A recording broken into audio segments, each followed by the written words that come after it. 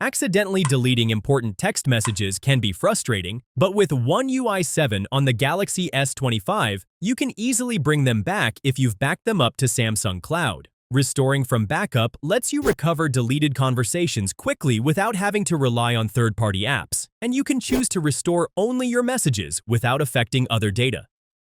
Here's how to restore lost messages from a backup on your Samsung Galaxy S25. From your home screen, swipe down from the top right corner to open Quick Settings panel, then tap the Settings icon. Swipe up and tap Accounts and Backup. Under the Samsung Cloud section, tap Restore Data. Select your device from the list, then choose Messages while leaving other items unchecked if you only want to restore text messages. Tap Restore and wait for the process to complete.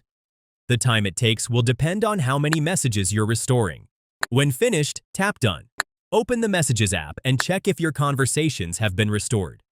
If this helped you recover your deleted messages, don't forget to like the video and subscribe for more Galaxy tips.